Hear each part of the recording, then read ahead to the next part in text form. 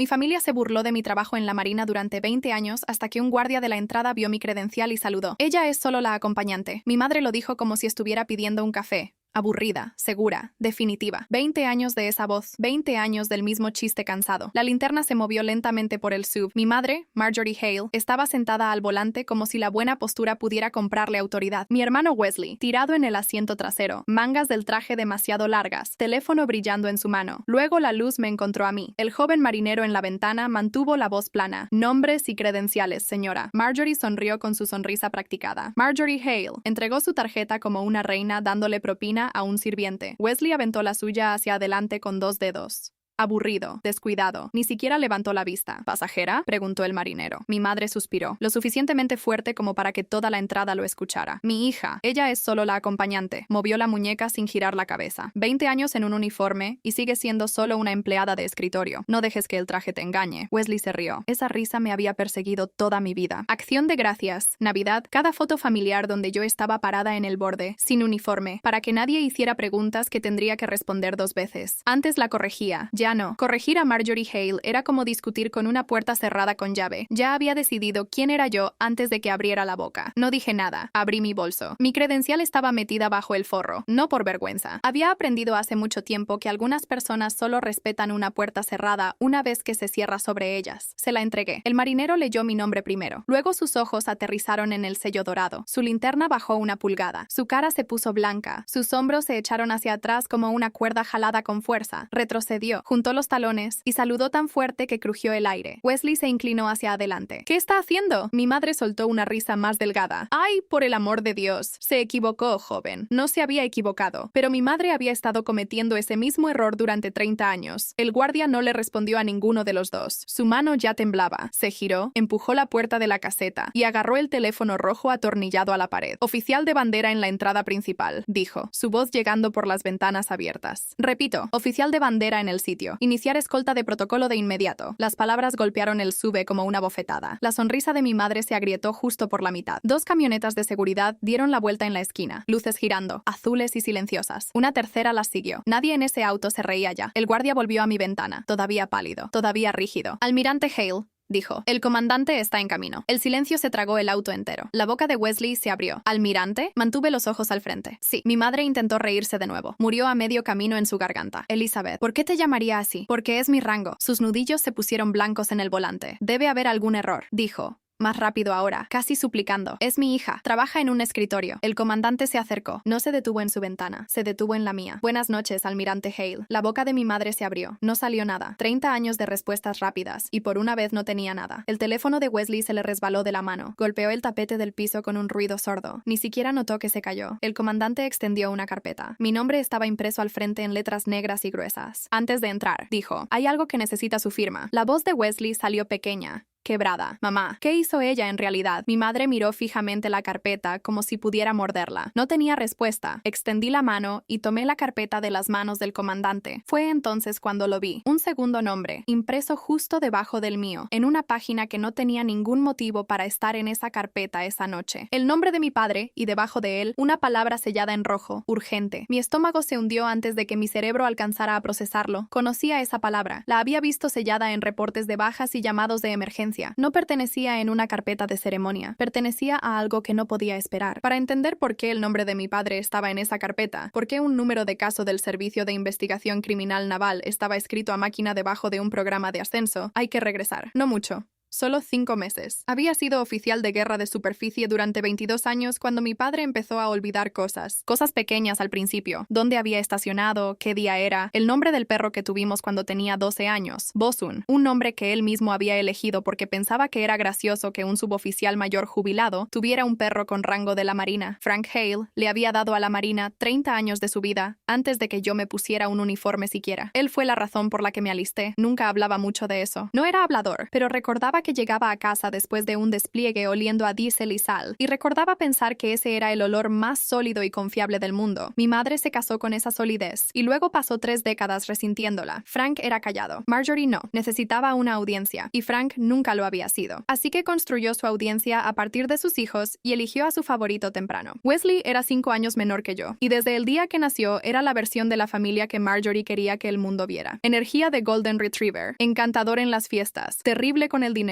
quemaría 2 startups fallidas y un divorcio para cuando tuviera 38 años, y cada vez Marjorie encontraba la manera de hacer que fuera culpa de alguien más. Yo era la versión de la familia que no sabía qué hacer conmigo, callada como mi padre, seria como mi padre. Me fui a la Academia Naval a los 18 y nunca realmente volví, no de la manera que contaba. Volvía por las fiestas, volvía por los funerales, no volvía para ser entendida. Así que cuando Wesley me llamó en febrero y dijo que estaba ayudando a papá con algo de papeleo, no le di mucha importancia. Estaba a 6 semanas de tomar el mando de un elemento de superficie de un grupo de ataque de portaaviones al otro lado del mundo, privada de sueño y enterrada en logística. Dije que sonaba bien. Dije gracias por manejarlo. Colgué y no volví a pensar en ello durante 11 días. Esa fue la primera señal de alerta, solo que todavía no lo sabía. La primera cosa extraña fue un mensaje del banco de mi padre, Navy Federal Credit Union. Se ha agregado un nuevo usuario autorizado a la cuenta terminada en 4471. Si no fue usted, llame de inmediato. Estaba en mi camarote, a 3 zonas horarias de distancia de cualquier cosa parecida a un horario normal, y casi lo deslicé para descartarlo. Los bancos mandaban alertas así todo el tiempo. Probablemente nada. Probablemente papá agregando a mamá de vuelta a algo después de una confusión. Me dije que no era nada. Luego recordé que la cuenta 4Crow471 no era de mi padre, era mía. Una cuenta conjunta que habíamos abierto juntos cuando ascendía a teniente comandante, para que él pudiera manejar una pequeña parte de mis finanzas mientras estaba desplegada. Cuentas y primas de seguro. Nada dramático. Mi padre era el único otro nombre en esa cuenta. Llamé a Navy Federal desde una línea satelital que costaba 40 centavos por minuto y me dio dolor de cabeza tratando de conseguir señal. La representante lo confirmó. Se había agregado un nuevo usuario autorizado 3 días antes. Nombre: Wesley Hale. Mis manos todavía no temblaban. No esa primera vez. Me dije que probablemente había una explicación razonable. Papá le había pedido a Wesley que lo ayudara a iniciar sesión. A Wesley lo habían agregado por accidente. Algo aburrido y perdonable. Llamé a Wesley. Contestó al cuarto timbre. Ruido de fondo relajado de un bar o restaurante detrás de él. Ah, eso, dijo. Sí, papá quería que yo estuviera ahí por si algo le pasa. Nunca estás cerca, Liz. Alguien tiene que poder actuar rápido. Pudiste haberme llamado primero. Estabas literalmente en medio del océano. No estaba equivocado. Ese era el problema con Wesley. Nunca estaba completamente equivocado, pero tampoco nunca completamente en lo correcto. Y sabía exactamente cómo pararse en ese espacio y hacerte sentir irrazonable por señalarlo. Lo dejé pasar. Tenía un grupo de ataque que ayudar a dirigir. Me dije que lo resolvería cuando llegara a casa. Esa fue la primera vez que me equivoqué. La segunda cosa extraña vino de mi propio padre 3 semanas después, en una llamada tan mala que el audio seguía cortándose a la mitad. Lizzie, dijo. Era la única persona viva que todavía me llamaba así. Los papeles que Wesley me hizo firmar. Eso era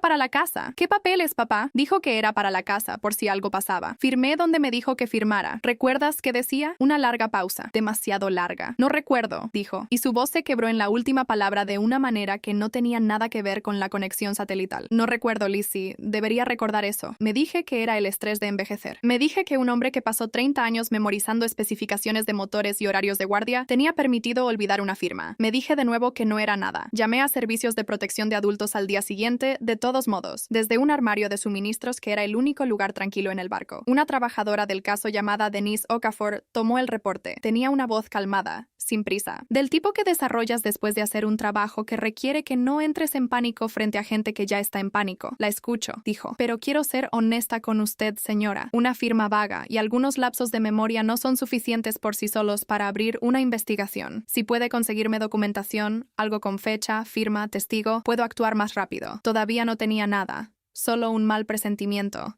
y una mala conexión telefónica. Prometió un chequeo de bienestar dentro de 2 semanas. Se sintió como entregarle un salvavidas a alguien parado en tierra seca. Técnicamente útil, pero no lo suficientemente rápido para importar si el agua ya estaba subiendo. Mi estómago se hundió por primera vez esa llamada, no la última. Volví a casa en mayo, 22 meses desde mi último permiso real, y mi padre se veía 10 años más viejo que el hombre que recordaba. Más delgado, más callado, si eso era posible. Me abrazó en el aeropuerto y se aferró 2 segundos más de lo usual, como si estuviera verificando que fuera real. Wesley nos encontró en la casa, las llaves del Honda Accord de papá tintineando en su mano como si fuera suyo. He estado llevándolo a sus citas, dijo antes de que le preguntara siquiera. Alguien tiene que hacerlo. Noté las citas primero. Un neurólogo, el doctor Aaron Feldman, había visto a mi padre 4 veces en 3 meses. Encontré las facturas en un cajón que mi padre solía mantener organizado y ahora mantenía caótico. No porque él se hubiera vuelto más desordenado, entendí después, sino porque alguien más había estado hurgando en él. Las notas del doctor Feldman, que solicité con el permiso escrito de mi padre, usaban una frase que se me alojó detrás de las costillas. Deterioro cognitivo vascular leve.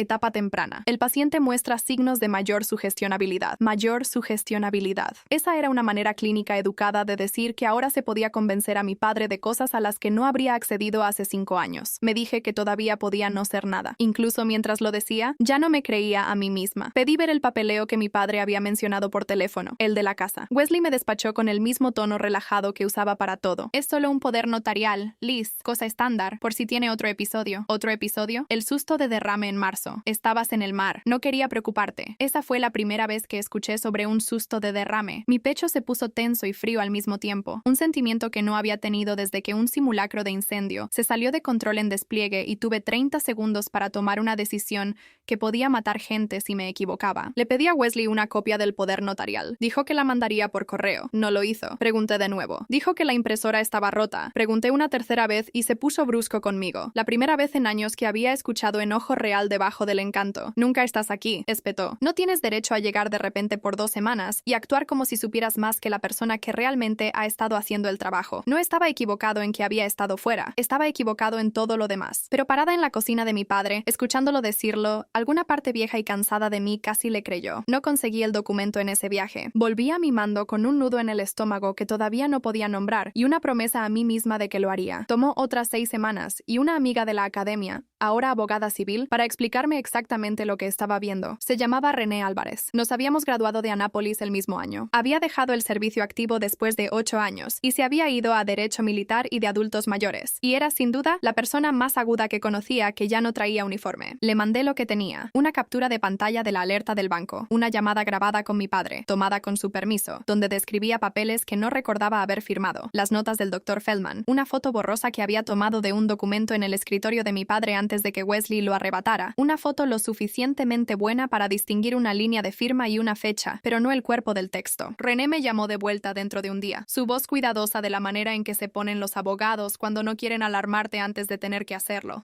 René me llamó de vuelta dentro de un día. Su voz cuidadosa de la manera en que se ponen los abogados cuando no quieren alarmarte antes de tener que hacerlo. Elizabeth dijo, si lo que estoy viendo es real, tu hermano puede haber hecho que tu padre ejecutara un poder notarial duradero mientras estaba cognitivamente comprometido, y potencialmente lo usó o se está preparando para usarlo para mover activos. Necesito el documento real, no una foto. El original o una copia certificada. ¿Cómo consigo eso sin que él lo sepa? Legalmente, lo solicitas del notario que atestiguó la firma. Cada notario mantiene un registro. Es dato público en la mayoría de los estados si sabes dónde buscar y a quién preguntar. Le tomó 4 días rastrear a la notaria, una mujer en una tienda de envíos y notaría a 2 pueblos de la casa de mis padres. El registro existía. Fecha, 14 de marzo. Tipo de documento, poder notarial duradero, propiedad inmobiliaria y finanzas. Firma de testigo. Marjorie Hale. Mi madre había sido testigo. Mis manos temblaban para cuando leí esa línea en voz alta a René por teléfono. No por sorpresa, sino por exactamente lo opuesto. La sensación enfermiza y específica de finalmente tener prueba de algo que ya sabías en tus entrañas. Ella lo sabía, dije. Firmó como testigo, dijo René con cuidado. Eso no significa automáticamente que entendía lo que estaba presenciando, pero sí. Como mínimo, sabía que se estaba firmando papeleo y no te llamó. Pensé en cada broma en la mesa del comedor.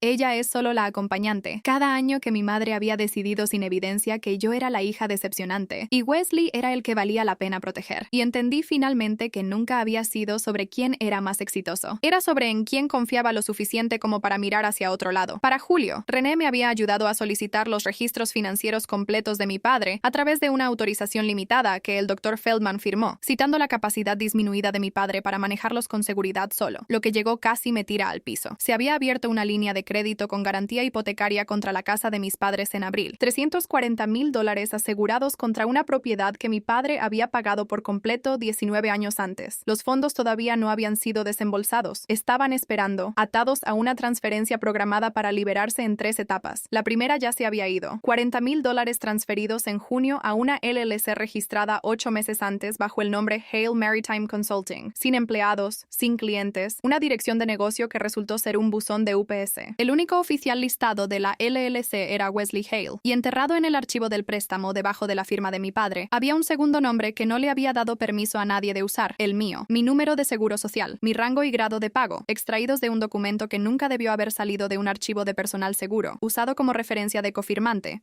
para ayudar a que el préstamo pasara el proceso de suscripción más rápido. Un préstamo que nunca había visto, nunca firmado, nunca aceptado. Ese fue el momento en que esto dejó de ser un problema familiar y se convirtió en uno federal. Llamé a René primero. Me dijo llanamente que lo que estaba describiendo ya no era solo abuso financiero de adulto mayor. Era robo de identidad involucrando información protegida de un miembro del servicio. Y esa combinación significaba que necesitaba llamar a alguien con jurisdicción real sobre ambas mitades. Así fue como conocí al agente especial Marcus Chen. Marcus Chen había pasado 12 años con el Servicio de Investigación Criminal Naval, los últimos 5 en crímenes económicos, fraude, robo de identidad y el caso ocasional donde algún pariente despreciable decidía que un miembro del servicio en el extranjero estaba demasiado lejos para notar que su vida estaba siendo desmantelada. Se reunió conmigo en un restaurante cerca de la base, no una oficina, porque decía que las reuniones de oficina hacían que la gente se cerrara y los restaurantes los hacían hablar. Tenía una libreta legal, 2 plumas y la paciencia de un hombre que había escuchado cada versión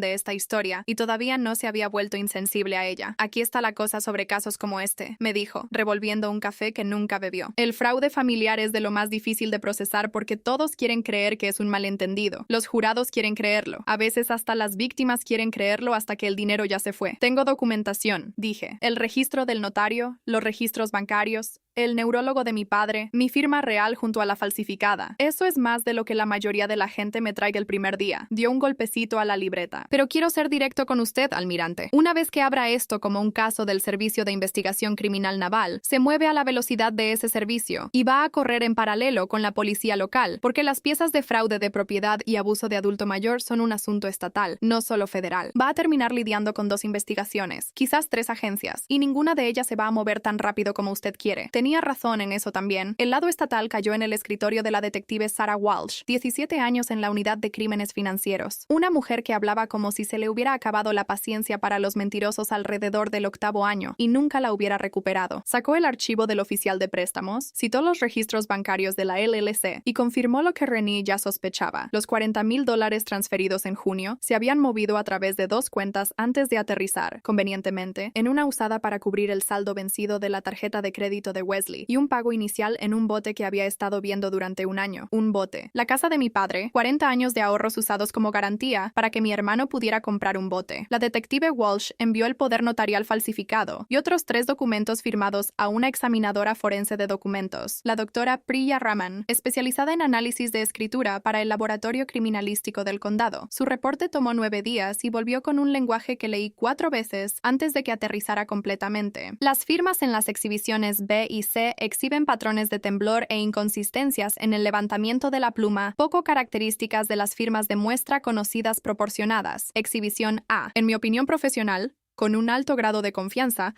las firmas en las exhibiciones B y C fueron producidas bajo condiciones de deterioro físico o cognitivo significativo y muestran características consistentes con un sujeto que fue guiado o entrenado durante la ejecución. Guiado o entrenado. Mi padre no solo había estado confundido cuando firmó, alguien se había parado sobre él y había guiado su mano a través de todo eso. El chequeo de bienestar de Denise Okafor, el que había solicitado allá en marzo, finalmente pasó en agosto. Más tarde de lo que quería, exactamente a tiempo para un sistema demasiado estirado como para moverse más rápido. Encontró a mi padre solo en la casa durante 6 horas sin comida preparada, una pila de cuentas médicas sin abrir en la barra y un moretón desvaneciéndose en su antebrazo que no pudo explicar. Wesley le dijo que se había resbalado saliendo del auto. Denise no se lo creyó. Yo tampoco. Eventualmente, tampoco el Estado. Su reporte fue la pieza que movió todo de una investigación lenta a una emergencia activa. Marcó el caso para revisión expedita y recomendó acción protectora inmediata. citando tanto explotación financiera como negligencia. 3 profesionales nombrados, 3 sistemas separados, todos ellos, finalmente, mirando el mismo panorama que yo había estado mirando sola durante meses. La transferencia del segundo desembolso, $150,000 de la línea de crédito hipotecario, estaba programada para liberarse a las 5 p.m. un viernes, el mismo viernes de mi ceremonia de ascenso. Me enteré a las 9:14 de esa mañana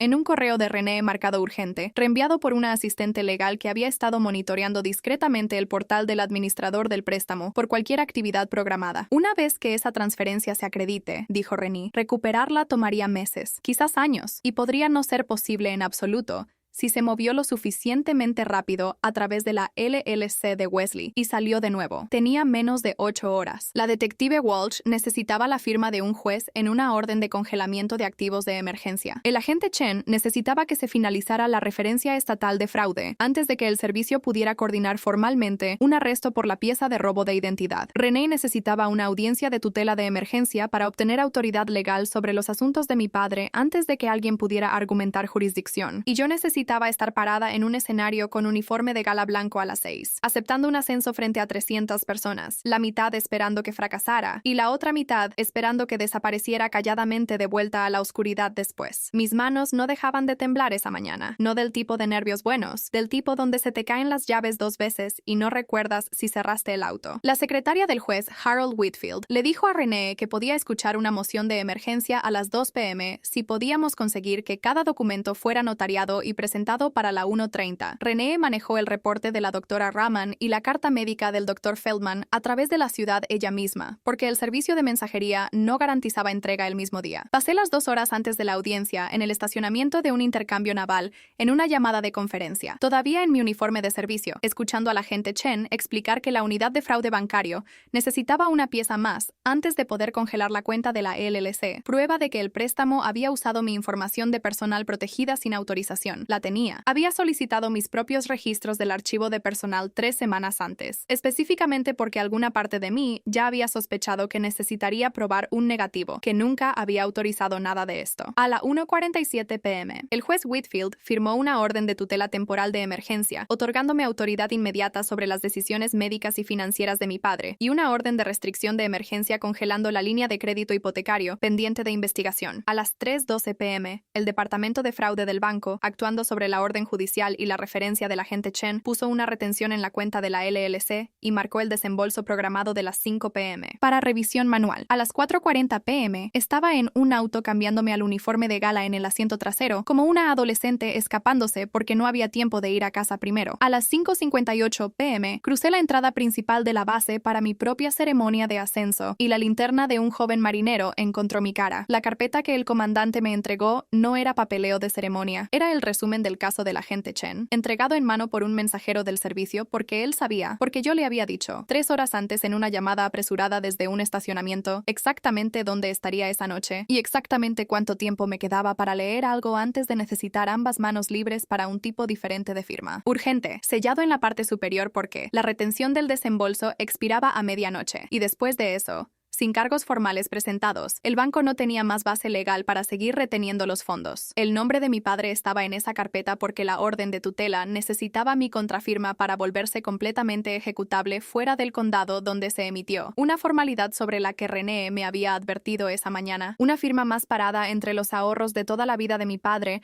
y el pago del bote de mi hermano. La firmé sobre el cofre de una camioneta de seguridad naval, reflectores encima. Mi madre y Wesley todavía sentados en el SUV a 6 metros de distancia, mirando una entrada llena de luces azules y rojas que todavía no entendían. La detective Walsh llamó al agente Chen a las 6:11 p.m. El departamento de fraude del banco, trabajando con la orden de tutela finalizada y el congelamiento, revirtió el desembolso pendiente a las 6:04 p.m., 6 minutos antes de que la transferencia se hubiera vuelto irreversible. Supe después que Wesley había estado revisando su teléfono toda la tarde, esperando una notificación de depósito que nunca llegó. La ceremonia sucedió de todos modos. Me paré en un escenario frente a 300 personas, y tuve la segunda estrella prendida en mi cuello por un comandante que, 40 minutos antes, había visto a un marinero adolescente saludarme como si su vida dependiera de ello. Mis manos finalmente finalmente habían dejado de temblar para cuando empezaron los aplausos. Aunque no podría decir exactamente cuándo había pasado eso, mi madre y Wesley se sentaron en la audiencia, 3 filas atrás, porque el agente Chen me había pedido, en voz baja, profesionalmente, que dejara que terminara la noche antes de que pasara cualquier otra cosa. No hay razón para hacer una escena en tu propio ascenso, dijo. Ya tenemos el congelamiento. Esa era la parte que no podía esperar. El resto puede pasar con papeleo en lugar de teatro. Se equivocó en una cosa. Todavía venía más teatro. Solo que él todavía no había visto la cara de mi madre. En la recepción después, la detective Walsh llegó de civil, placa en el cinturón, y pidió hablar con Wesley Hale en privado. Se puso pálido de una manera que hizo que la actuación anterior de mi madre en la entrada se viera como un calentamiento. No fue arrestado esa noche. Los cargos tomaron otros 11 días en formalizarse, moviéndose a través de la maquinaria lenta y deliberada de 2 investigaciones superpuestas, una referencia a gran jurado y una negociación de culpabilidad que empezó alto y bajó una vez que el reporte forense de la doctora Raman y el registro del notario hicieron que un juicio se viera como una apuesta perdedora. Eventualmente se declaró culpable de explotación financiera de un adulto vulnerable y un cargo de robo de identidad agravado por usar mi información protegida sin consentimiento. Sin juicio, sin escena dramática en la corte, solo una audiencia de declaración de culpabilidad, una sentencia de 4 años con posibilidad de libertad anticipada por restitución y una orden obligatoria de Eventualmente se declaró culpable de explotación financiera de un adulto vulnerable y un cargo de robo de identidad agravado por usar mi información protegida sin consentimiento. Sin juicio, sin escena dramática en la corte, solo una audiencia de declaración de culpabilidad, una sentencia de 4 años con posibilidad de libertad anticipada por restitución y una orden obligatoria de devolver los $40,000 ya gastados, más intereses, de cualquier activo que le quedara después de vender un bote que en realidad nunca había sacado al agua. Pero esa noche, en mi propia recepción, frente a colegas y extraños y la familia que había pasado 20 años decidiendo quién era yo sin preguntarme, la detective Walsh simplemente le pidió a Wesley que saliera para hacer unas preguntas. Se puso blanco. Miró a nuestra madre como si ella pudiera tener una explicación lista. No la tenía. Por primera vez en 30 años, Marjorie Hale no tenía nada que decir, y todos en esa sala escucharon el silencio exactamente tan fuerte como yo había escuchado su voz durante 2 décadas. Mi padre fue trasladado a un arreglo de cuidado supervisado dentro de la semana, no porque hubiera perdido su independencia por completo, sino porque el Dr. Feldman lo recomendó. Y finalmente tuve la posición legal para asegurarme de que sus deseos, no la conveniencia de Wesley, decidieran cómo iría el resto de su vida. Consiguió un pequeño apartamento en una comunidad de vida asistida a 20 minutos de la base, lo suficientemente cerca como para que pudiera visitarlo entre días de servicio, lo suficientemente lejos de los viejos hábitos de Wesley como para que nadie pudiera hablar su camino de vuelta a su firma otra vez. Me preguntó, la primera vez que lo visité, si había causado todo este problema por no recordar las cosas con suficiente claridad. Le dije que el problema no era suyo. Nunca lo había sido. El problema era que todos a su alrededor habían decidido que su silencio y el mío significaban que no teníamos nada que valiera la pena proteger. Sonrió ante eso. Era la misma sonrisa que recordaba de la infancia, de cuando llegaba a casa oliendo a diésel y sal, y entendí, sentada en esa pequeña habitación limpia con él, que no me había unido a la marina para probarle algo a mi madre. Me uní porque él era la única persona en esa casa que alguna vez había hecho que el silencio se sintiera como fuerza en lugar de invisibilidad. Mi madre me llamó 2 veces en las semanas siguientes. Contesté una vez. No se disculpó, no exactamente. Dijo que no se había dado cuenta y que nunca habría dejado que llegara tan lejos si hubiera entendido lo que estaba pasando, lo cual no era exactamente lo mismo que asumir responsabilidad, pero era más de lo que jamás me había ofrecido antes. Le dije que creía que no había querido este resultado. No le dije que no querer un resultado y negarse a mirarlo suficientemente de cerca como para prevenirlo eran, al final, el mismo fracaso usando un abrigo más bonito. Algunas puertas, una vez que finalmente se cierran, no necesitan azotarse para dejar claro el punto. La última vez que vi al joven marinero de la entrada, estaba trabajando en un detalle de seguridad en una ceremonia de cambio de mando 3 semanas después. Me reconoció antes de que yo lo reconociera a él, y se puso en atención tan rápido que casi le dije que se relajara. Almirante Hale, dijo. Qué bueno verla de nuevo, señora. Igualmente, suboficial. Hice una pausa. Para que lo sepa, usted fue el único esa noche que me miró y vio exactamente lo que realmente había ahí. No supo qué decir a eso. Tampoco, 20 años antes, yo habría sabido qué decir a alguien que finalmente me viera con claridad en lugar de a través de la voz de mi madre. No necesitaba que dijera nada. Ya sabía cómo se sentía cuando la verdad finalmente sobrepasaba la historia que alguien más había estado contando sobre ti durante 20 años. Se sentía como una puerta cerrándose, y por primera vez en mi vida, yo era la que estaba parada del lado de esa puerta que se podía ir caminando.